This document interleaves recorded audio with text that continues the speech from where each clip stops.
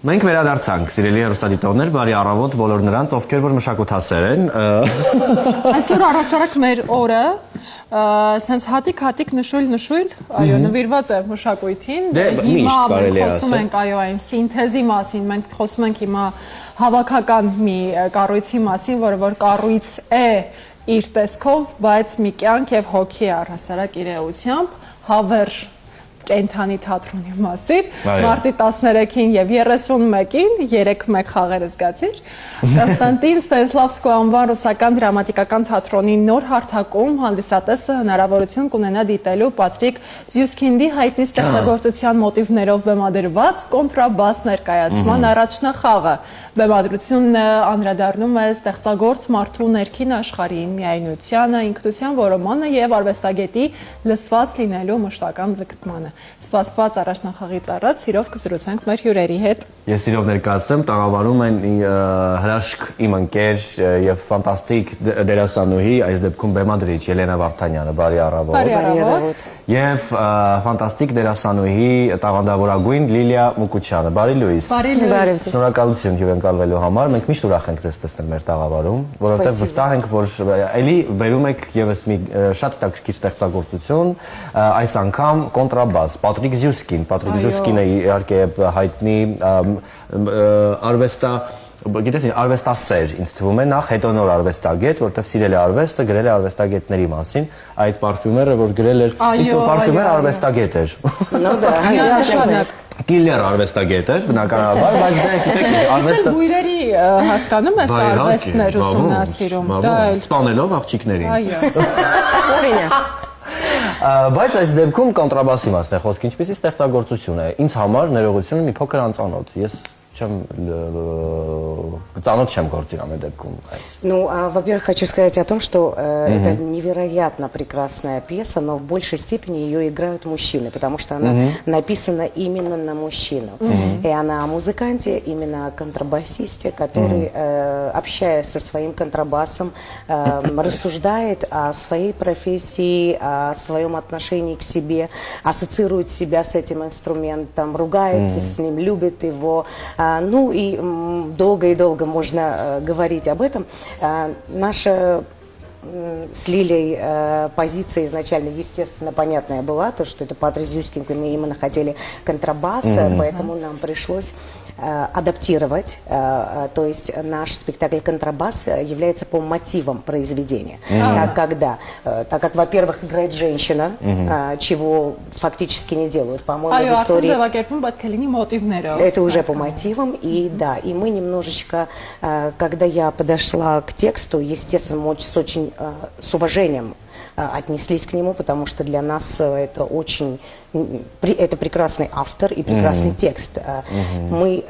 просто адаптировали и немножечко привели в театр ситуацию. То есть и опера, театр, артист, музыкант, режиссер, директор и так далее и тому подобное. Мы связали искусство. Այո։ Լիլիա, ինչ հետաքրքիր մարտահրավեր էր ձեզ համար որպես դերասանուհի այս կերպարը ստանալու։ Սա կարծես թե ավելի շատ վստահաբար ասեմ ամենամեծ մարտահրավերն էր, որը կատարվեց իմ կյանքում որպես դերասանուհի։ Ես երեք էի հարցնում Ելենային, ինչպես մենք համարձակվեցինք, ինչպես դու համարձակվեցիր սա բեմադրել, իսկ ես ինչպես համարձակվեցի սա խաղալ, ինչ էինք մենք մտածում, որ սա անում ենք, որովհետև այստեղ միանշանակ շատ մեծ է տապալման վտանգը։ Ինչու՞։ Որովհետև Պիեսը գրված է ելնելով տղամարդու պսիխոֆիզիկայից, գրված է բացառապես տղամարդ դերասանի համար, եթե այսպես նայենք դրամատուրգիական որպես նյութ, աշխարհում կան երկու շատ հայտնի մոնո ստեղծագործություններ, մեկը շատ հայտնի է գրված կնոջ համար, դա ձայն մարդկայինն է, եւ տղամարդկանց համար առաջինը յուրաքանչյուր դերասանի մտքով մոնո պիեսը, սա կոնտրաբասն է։ Եվ իրեն խաղացել են բացառապես տղամարդիկ, էլ չասեմ։ Պատմությունից չի եղել Ոչ։ Կարող է ինչ-որ ուսանողական փորձեր եւ այլն այդպիսի, բայց հետաքրքիր բան էլ կա, որ այս պիեսը հիմնականում բեմադրել են կանայք։ Ահա։ Ես հասկանում եմ ինչու, Կին տղամարդ։ որովհետև այո, տեսեք, համաշխարհային դրամատուրգիան հարյուրամյակներ շարունակ գրված է եղել տղամարդկանց համար։ Դա հասկանալի է, որովհետև հարյուրամյակներ շարունակ կանայք չեն դուրս եկել բեմ, միայն տղամարդիկ են խաղացել եւ կանանց դերը եւ այլն, գրել են հիմնականում տղամարդիկ, գրել են իրենց մասին, բայց հիմա հասել է ժամանակը, երբ մենք էլ ենք ուզում խոսել, բայց դեռ նյութը դերասանուհու համար, դեռ այդ նյութերը պատրաստ չեն։ Իսկ կինը, այսօրվա կինը թող չհնչի որպես ֆեմինիստական ինչ-որ բան, քավլիցի ոչ մի նման բան նկատի չունեմ, բայց դերասանուհիները, երբ որ տարիներ, հարյուրամյակներ շարունակ եղել են ուղղակի ֆոն, հա, շատ քիչ մատերի վրա հաշված ստեղծագործություններ կան, երբ որ կինը ասելիք ունի եւ այդ ասելիքը չի վերաբերվում միայն սիրո թեմային եւ դավաճանությանը։ Ես դեռ անցյալ եթերին ձեր մոտ ասացի, որ դա ինձ չհետաքրքրող թեմա է, այլ Տպավորությունը, որ կինը ուրիշ ոչինչ չի ուզում դավաճանվելուց եւ սիրելուց։ Այս դեպքում ես կասեի նաեւ, որ մեր այս բեմադրությունը Ելենայի ստեղծագործությունը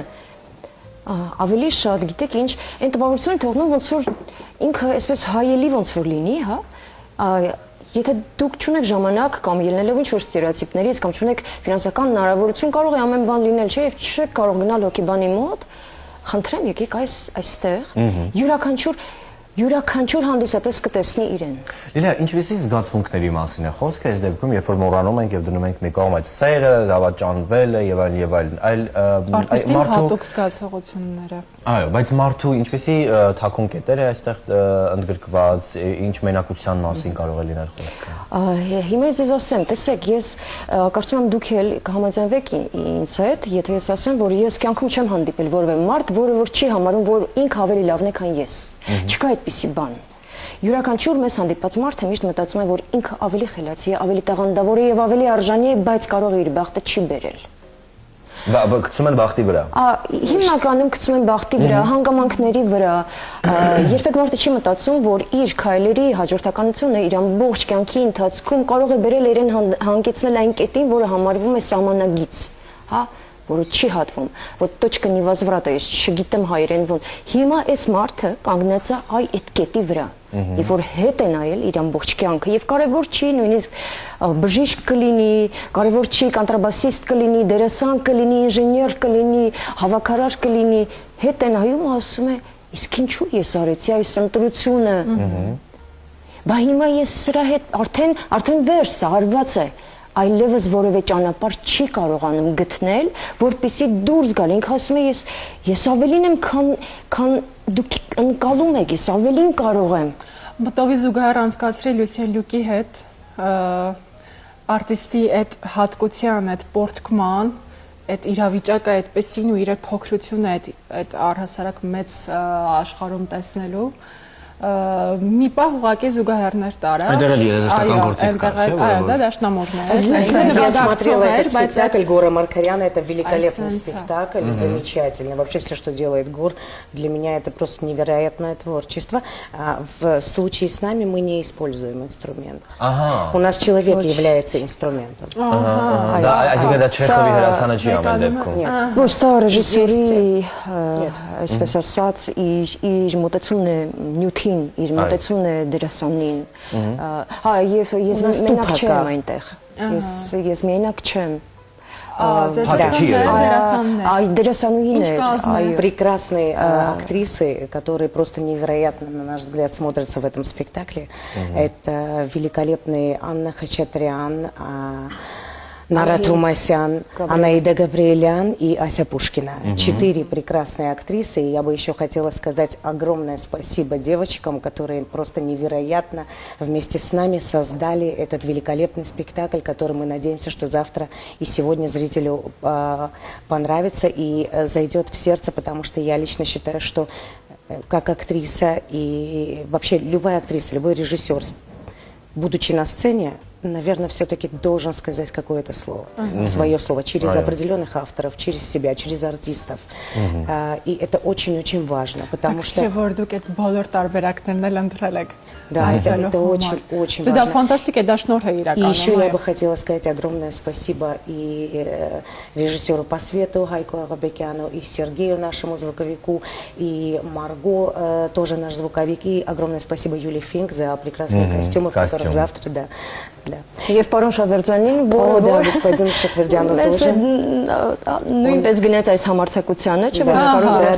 աղջիկներ զբաղվեք ձեր գործով։ Նա էլ համարցակ ռեժիսորը իր դերում, դրա Լիլիա, համար ես կցանկանամ մի քանի նախադասությամբ նկարագրեք ձեր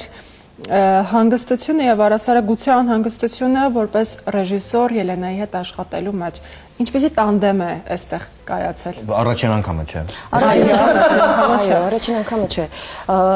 Առաջին շատ կարևոր գործոնը, որ մեզ կապում է միմյանց հետ, դա փոխադարձ վստահությունն է։ Դա երևում։ Абсолютно Դա верно. կնիքն է ռեժիսորի եւ դերասանի միջեւ։ Եթե կա ուրեմն վերջ։ Доверие невероятно. Պետք է խոստովանեմ նաև, որ մենք փորձերի ընթացքում կարող է գանք հասնենք մի պահի, երբ որ մենք սկսում ենք իրար նույնիսկ ատել։ Это нормально. Այո։ Ինվոր միմյանց ներվանացնում ենք, բայց այս դեպքում ես ամբողջությամբ նրա ձեռքերում եմ եւ ես նրան շատ երկար ժամանակ խնդրում եմ, ասում եմ, խնդրում եմ դիմացիր, ես չեմ կարողանում դեռ գտնել այս մարդուն Եվ ես այդպես եմ ասում, պերսոնաժի պոչը չեմ բռնել։ Եվ նա դիմանում էր համբերատար դիմանում։ Ես հպարտանում եմ Потому что уверенность в том, что что бы ни сделала Лиля, в частности, то, что мы уже не первый год вместе создаем определенные спектакли, которые всегда на фестивалях, особенно за границей, привозят в нашу республику победы. Не просто спасибо за участие, дипломы, а именно конкретные победы. И я не могу... Ну, конечно. Но я думаю, как только мы перестанем бояться или сомневаться, значит, нам надо закрыть разговор с нашими профессиями. За плинтусом. Кстати, «Похороните меня за плинтусом» в августе нас пригласили на фестиваль в Кинешме. Ура! Поздравляем! Более того, спасибо большое. А сейчас есть несколько фестивалей, пока мы не должны озвучивать, но контрабас уже тоже приглашен. Супер. И еще на Армона в апреле 21-го, по-моему, или когда, я не помню, когда у нас в репертуаре, я уточню, тоже Армона фестиваль, мы будем в нем участвовать, он придет в театр Станиславского для того, чтобы посмотреть. Но у нас огромное количество планов, дел совместных. Тут самое главное, знаете, мы, конечно же, и победы, это очень важно для артиста, кто бы что бы ни говорил. И спектакль, но тут очень важный момент и для меня, и для Лили, и для девочек, которые вместе с нами, да, создают это. Очень важно попасть в сердце зрителю, потому что я лично глубоко убеждена, и всегда так будет, никакое шоу,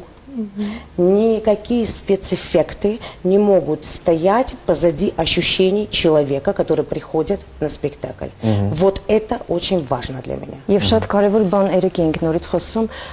հետաքրքիր նախադասություն հանդիպեցի Միլոշ Ֆորմաններ ասել, գիտեք Ֆորմանին, ասում է աշխարհում ամենասարսափելի բանն նա է, երբ արվեստագետը սկսում է հաջողանալ եւ վախենում է խոսել։ Ասում է դրանից սարսափելի բան չի կարող լինել։ Ես ստորագրում եմ դրա տակ, ես Ելենան ստորագրեց երեք։ Я подписываюсь. Ես ստորագրում։ Միանշանակ, որովհետև դա արդեն դառնում է մի մոսություն, թեպետ ժամանակին դա արվեստ էր, բայց ցուցադրական եւ ինքդ քո վրա։ Այո, պետք չէ, որովհետև եւ կա մի շատ հետաքրքիր ասացվածք եւս, երբ կարող է արվեստը կարող է թեվեր պարգևելի, բայց միևնույն ժամանակ սմբակներ, այնպես որ երբ որ դու քեզ վրա կենտրոնանում ես որպես արվեստագետ քեզ վրա, սմբակավոր ես դառնում։ Դրա համար պետք է թռնել։ Ես ինչ էի ուզում ասել, ինձ համար շատ հետաքրքիր է եւ այս իդեպ այս ասացվածքներից բխեց նաեւ այս հարցը, որ ձեր ներկայացման թեմաներից մեկը նաեւ արվեստագետը ուզում է ավելի ճանաչված եւ լսելի դառնալ կամ լինել։ Եթե չեմ սխալվում, մենք այդպես ներկայացրեցինք նաեւ սկզբում։ Այո, դա ներկայացման արդյական է արդյոք մեր ժամանակներում։ արդիական է արդյոք այսօր։ Արվեստագետների շրջանակում արդիական է արդյոք ուզենալ ավելի ճանաչված եւ Այո, լսել։ Միշտ, չէ՞։ Միանշանակ։ Տեսեք հետաքրքիր Որովհետեւ արվեստագետների կողքին կան ոչ արվեստագետներ, ոչ դերասաններ, ովքեր որ զբաղվում են այդ գործունեությամբ եւ ավելի լսելի են ցավոք Իրենց սրտի։ բնական Есть определенная несправедливость в этом. Անարդարություն։ И, кстати, в спектакле есть такой текст, что говорит она, я сейчас спойл сделаю, что говорит, мое имя таким мелким почерком было написано, что даже мама не всегда могла это прочитать. Եկեք խոստովանենք եւ դուք որպես դերասան եւ մենք բոլորս արվեստի ներկայացուցիչներ մենք ամբիցիոզ ենք շատ։ Конечно. Ես այո, ես այո ստորագրում հրատակ, այո, ես այո։ Հետաքրքիր բան են ասում։ Մասնագիտական ամբիցիոզ լինելը դա շատ կարևոր է, Դերասանները սկսում են անպարտադիր։ լսել այն ժամանակ, երբ խոսում են իրենց մասին։ Կա տենց բան։ Այո, այդպես է։ Извините, подвиньтесь։ Մասնագիտական այսպես ասած դեֆորմացիա։ Այնպես որ մաղթում ենք հաջողություններ, սիրելի ընկերներ, մեր եթերաժամանակը քիչ է, մեծ սիրով կշարունակենք ձեզ հետ իսկ անընդմեջ կարելի է խոսել թատրոնից, արվեստից եւ ընդհանրապես շատ ասելիքներ ունենք մենք որպես արտիստներ, բայց եկեք հիշեցնենք եւս մեկ անգամ օրը, մարտի 13 у нас уже sold out, поэтому мы вас приглашаем 31 марта, если придете, мы будем очень рады. 31, это мое день рождения. Это... 31-ին։ Այո, մարտի 31-ին։ Вот. Լրանում է իմ 30-ամյակը։ Наступающим! 13-ին այո, տոմսերն արդեն սպառված են, բայց 31-ի համար կարող եք դեռ հասցնել եւ տոմսերը Ուդաչի, հաջողություններ։ Спасибо большое. Մենք դատարկազարուն չենք թողնում ձեզ։ Նվերներ մեր գործընկերոջ Սրանք էքստրավագանտ նվերներ են մեր գործընկերոջ կողմից, որոնք որ բերում են Պետքական, մակրություն, շատ, պետքական, բայց բազմաֆունկցիոնալ, այնպես որ միանշանակ կծանոթանաք, թե ինչպեսի ֆունկցիա է կատարում յուրաքանչյուր կտոր այդտեղ Спасибо большое. տեղադրված։